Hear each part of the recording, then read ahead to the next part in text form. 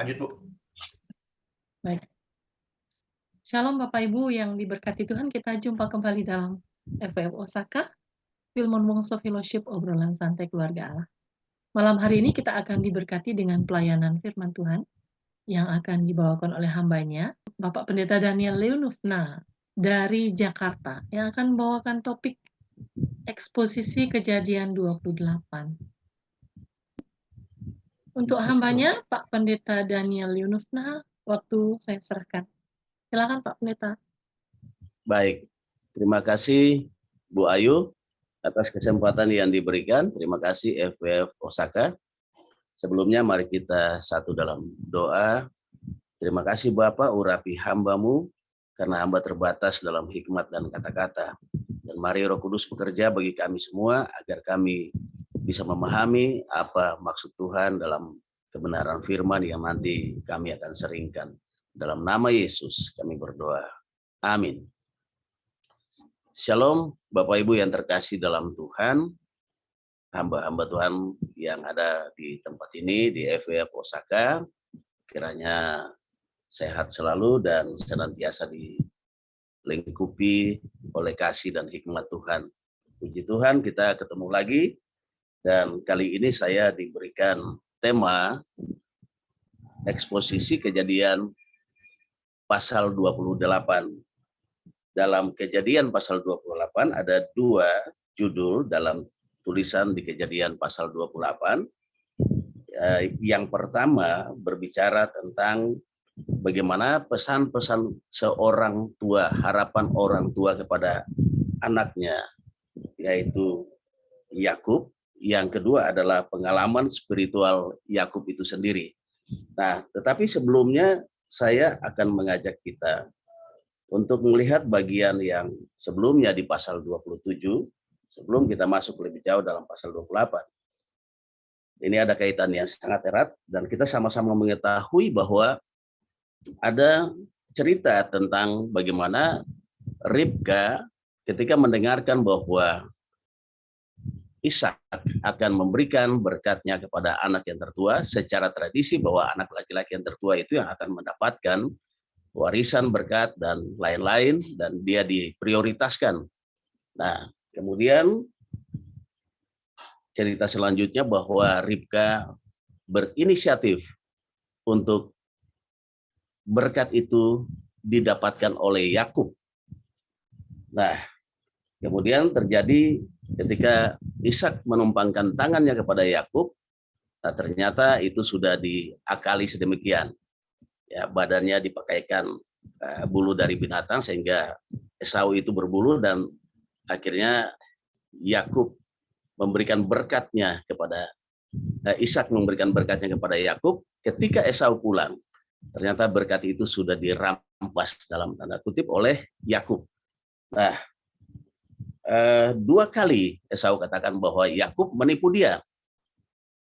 Tetapi kalau kita melihat, kalau secara logika kita melihat bahwa kok bisa seorang ibu melakukan hal itu, hal yang katakanlah secara moral, secara etik itu sangat tidak baik.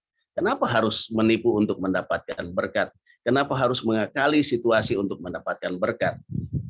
Kalau kita melihat secara logika, pasti ini tidak benar. Tapi ternyata ada alasan, kalau menurut saya, ada alasan yang sebetulnya menjadi dasar seorang ibu melakukan hal tersebut. Kalau kita buka dalam Kejadian 26 ayat 34 dan 35, mungkin bisa ditampilkan.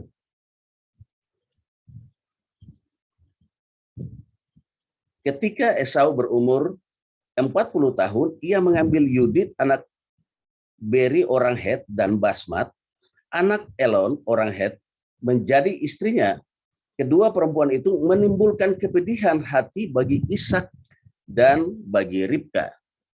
Nah, inilah yang menjadi dasar, ya. Saya cukup yakin bahwa Ribka tidak mau berkat itu jatuh kepada menantu-menantu yang melukai hatinya. Dan ternyata kalau kita selidiki lagi, dua istri dari Esau itu adalah keturunan dari Kanaan. Keturunan yang memang mendapat kutukan dari Tuhan. Ya, mendapatkan kutukan dari Nuh, ya. Kanaan itu adalah ya, anak dari Ham, yang Ham sendiri itu mendapat kutukan dari Nuh ketika melihat bapaknya mabuk dan bertelanjang. Nah, ini ada kaitan yang sangat sangat luar biasa sekali, dan kalau kita pelajari dengan seksama, ternyata secara iman kita mendapatkan bahwa tepat sekali berkat itu jatuh ke tangan Yakub. Nah, dalam ceritanya bahwa Ishak memanggil Yakub dan memesankan kepadanya, katanya, janganlah mengambil istri perempuan Kanaan. Nah, saudara yang terkasih dalam Tuhan, kalau kita lihat bagaimana Allah berinisiatif menghancurkan ya Sodom dan Gomora, kemudian Nuh, ya, air bah dan lain-lain, itu pangkal muasalnya itu adalah perkawinan yang tidak berkenan, hubungan yang tidak baik, yang tidak lazim, ya, yang tidak benar. Nah, Allah menghendaki bahwa anak-anak Allah itu mereka tuh mengambil pasangan yang baik, pasangan yang berkenan kepada Allah. Tetapi manusia melihat, kecenderungan hati manusia itu melihat yang cantik-cantik saja, mereka tidak peduli seperti apa. Bagaimana Tuhan itu punya kepentingan dalam sebuah pernikahan, sebuah perkawinan. Maka di Kejadian 6 ayat 2, kita bisa melihat bahwa tulisannya adalah, maka anak-anak Allah melihat bahwa anak-anak perempuan manusia itu cantik-cantik, lalu mereka mengambil istri dari antara perempuan itu siapa saja yang mereka sukai. Dan bagian selanjutnya dikatakan, berfirmanlah Tuhan, rohku tidak akan selama-lamanya tinggal di dalam manusia, karena manusia itu adalah daging, tetapi umurnya 120 tahun saja. Nah, ternyata saudara, bahwa bagaimana perkenanan Tuhan dan dia melawat kita dalam berkatnya itu juga sangat dipengaruhi oleh siapa yang mendampingi kita. Ini terjadi, ya. Nah, kemudian kita lihat lagi, dan Ishak menyarankan Yakub untuk pergi ke Paddan Aram, ke rumah Betuel, ayah ibunya, dan ambil istri dari anak-anak Laban, saudara ibunya. Nah, karena memang istri-istri dari Esau ini sangat menyakitkan hati. Kalau dalam keluarga, ya, kita juga merasakan hal yang seperti itu. Bagaimana istri yang diambil tidak bisa menyenangkan hati mertua, tidak bisa menyenangkan hati keluarga dari pihak yang pria. Dan itu juga memang sering terjadi secara umum dalam kehidupan kita sehari-hari. Nah, saudara yang terkasih dalam Tuhan, ternyata kita lihat bahwa perempuan Kanaan adalah keturunan dari Ham, yang adalah anak dari Nuh, dan mereka mendapatkan kutukan dari Nuh ketika Ham melakukan kesalahan dengan tidak menutup aurat bapaknya, tetapi dia malah menceritakannya kepada saudara-saudaranya yang lain. Nah, saudara yang terkasih dalam Tuhan Yesus Kristus, itu adalah harapan dari orang tua kepada Yakub.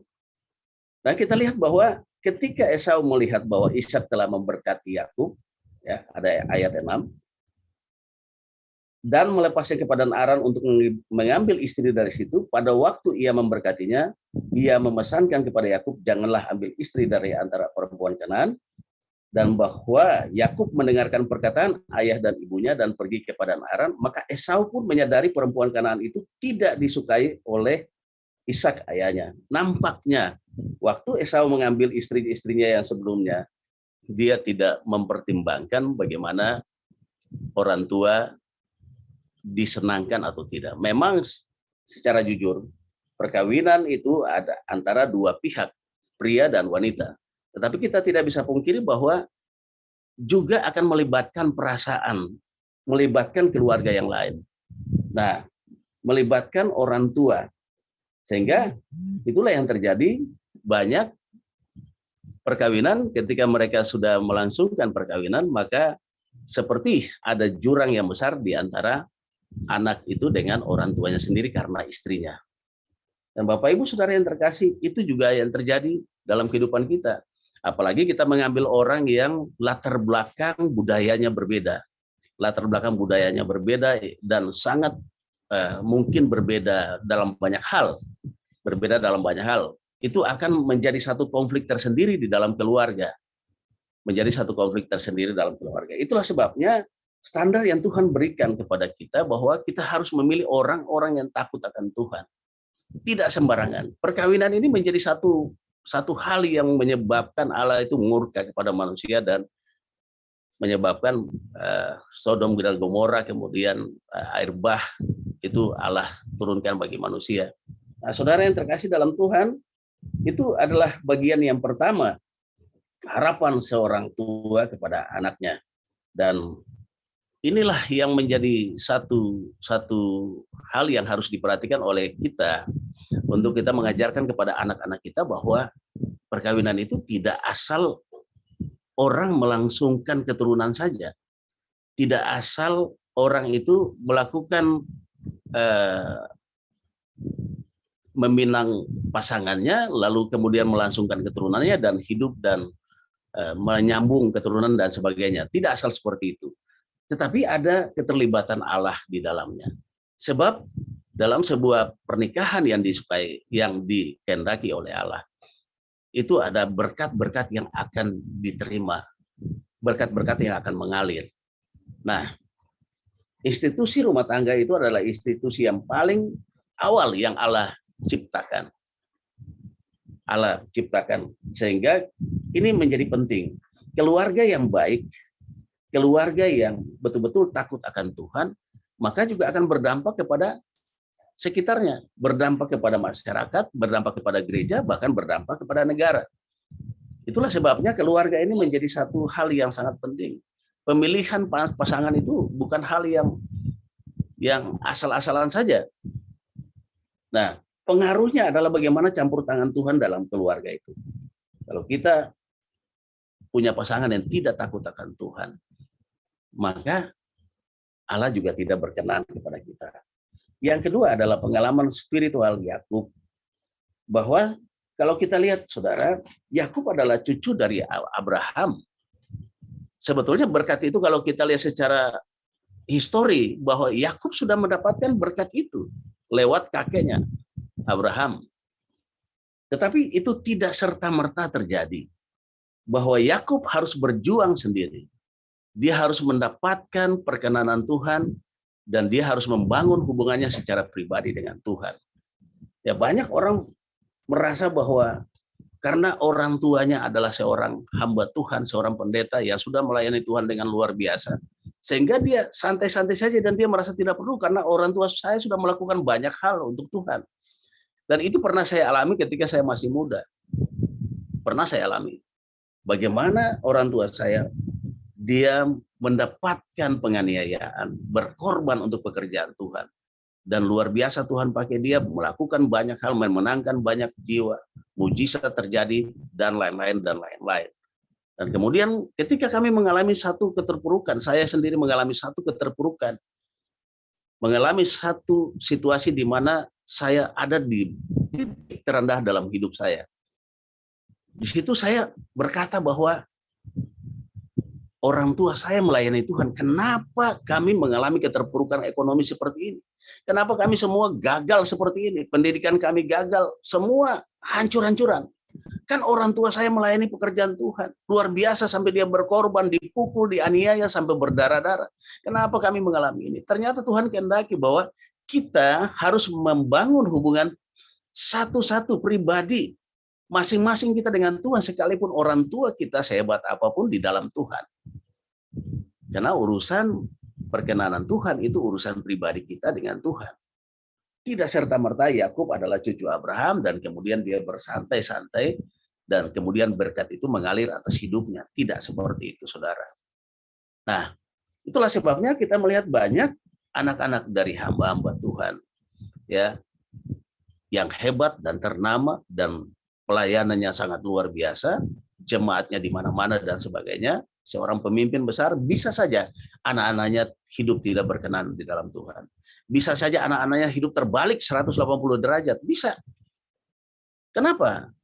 Karena mereka merasa cukup dengan apa yang dilakukan orang tuanya. Dia tidak sadar bahwa perkenanan Tuhan itu bisa saja ke orang tuanya, belum tentu ke dia. Dia harus berjuang untuk membangun hubungan pribadinya dengan Tuhan. Dan itu dilakukan oleh Yakub. Ya, itu dilakukan oleh Yakub, dan akhirnya apa yang terjadi? Yang kita lihat sampai pada saat ini adalah Yakub atau Israel itu menjadi bangsa yang sangat diberkati.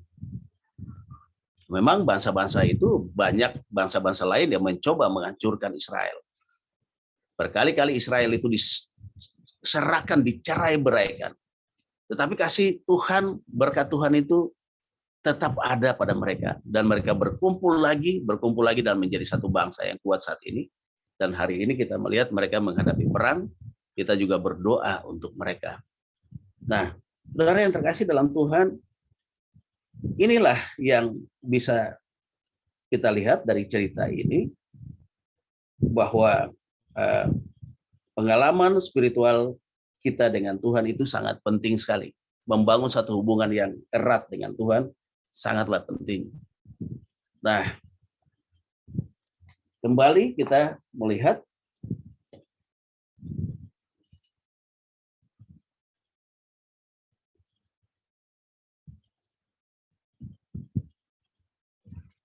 pada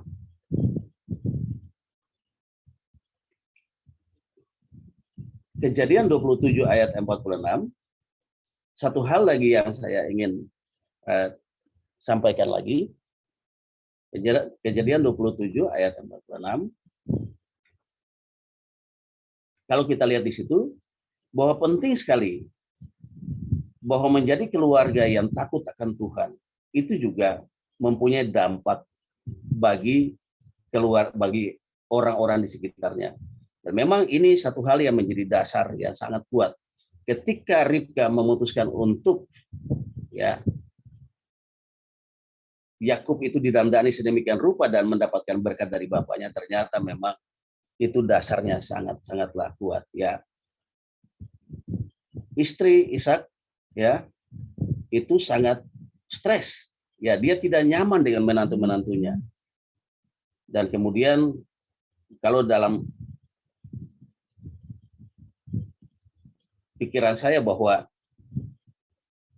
mungkin Ribka berpikir, kalau berkat jatuh ke tangan-tangan orang yang salah ini, ya, menantu-menantunya yang memang hidupnya tidak menyenangkan, itu akan sangat tidak baik. Pada ayat 46, kemudian Ribka berkata kepada Ishak, aku telah jemu hidup karena perempuan-perempuan Het itu. Jikalau Yakub juga mengambil seorang istri di antara perempuan negeri ini, semacam perempuan Het itu, apa gunanya aku hidup lagi?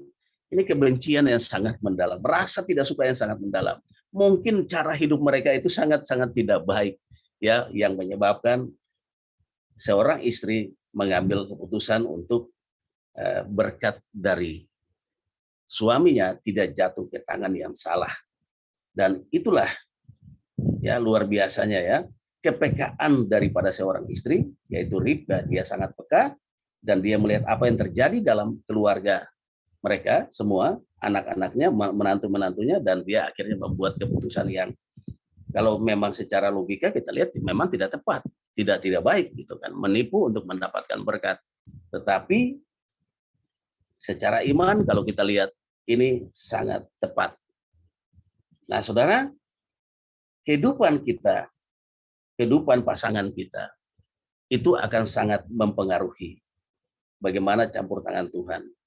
Orang sering katakan bahwa di balik suksesnya, hebatnya seorang suami, ada seorang istri yang luar biasa, ada seorang istri yang hebat, ada pasangan yang sangat menopang, yang menjadi tiang doa, yang menjadi penopang, menjadi motivator terbaik. Nah, bagaimana dengan kita? Nah, tentu kita masing-masing mengetahui siapa pasangan kita dan bagaimana kiprahnya dalam kehidupan kita, bagaimana pengaruh pasangan kita kepada orang-orang di sekitar kita, kepada mertua, kepada orang tua, kepada keluarga-keluarga yang lain. Dan memang Bapak Ibu Saudara yang terkasih, saya sendiri pun mengalami seperti itu dalam rumah tangga. Menikah dengan wanita dengan yang berbeda budaya tentu tidak mudah. akan diterima oleh saudara-saudara yang lain. Tetapi satu standar yang Tuhan minta adalah ambil perempuan-perempuan anak-anak Tuhan. Ya, itulah sebabnya dalam kejadian 1 ayat 26 ayat 6 tadi, kejadian 6 ayat 2 itu dikatakan bahwa ya maka anak-anak manusia, anak-anak Allah itu melihat anak manusia itu cantik-cantik dan mereka ambil sesuka saja. Suka-suka saja. Dan ini menjadi satu alarm buat kita untuk kita teruskan kepada anak-anak kita supaya jangan sembarangan mereka memilih pasangan, karena berdampak sangat luar biasa dalam kehidupan mereka dan keturunannya. Ini saja yang bisa saya sampaikan di pasal 28 ini, dan kiranya apa yang saya sampaikan ini menjadi satu berkat bagi kita semua. Lebih dan kurangnya nanti kita akan sama-sama mendiskusikannya, membahasnya di dalam sesi selanjutnya. Terima kasih, Tuhan berkati kita semua. Mari kita berdoa. Bapa di surga, kami mengucap syukur Tuhan, hamba telah menyampaikan kebenaran firman Tuhan, sedikit sharing tentang pengalaman hamba-hamba Tuhan dalam Alkitab, pengalaman orang-orang, tokoh-tokoh Alkitab yang bisa menjadi satu inspirasi bagi kami, satu teguran bagi kami, menjadi satu pengalaman bagi kami, untuk kami bertindak selanjutnya dalam kehidupan kami. Bagaimana kami mengarahkan keluarga kami supaya tepat dalam melakukan keputusan untuk memilih pasangan hidup, dan bagaimana kami harus membangun satu hubungan yang baik dengan Tuhan. Pengalaman pertemuan dengan Tuhan secara pribadi adalah hal yang sangat penting untuk kami lakukan agar Tuhan menepati janji-janji Tuhan dalam kehidupan kami. Terima kasih Bapa, dalam nama Tuhan Yesus kami berdoa dan mengucap syukur. Haleluya. Amin. Amin. Terima kasih Pak Pendeta Daniel Terima kasih Bu. yang sudah menyampaikan firman Tuhan.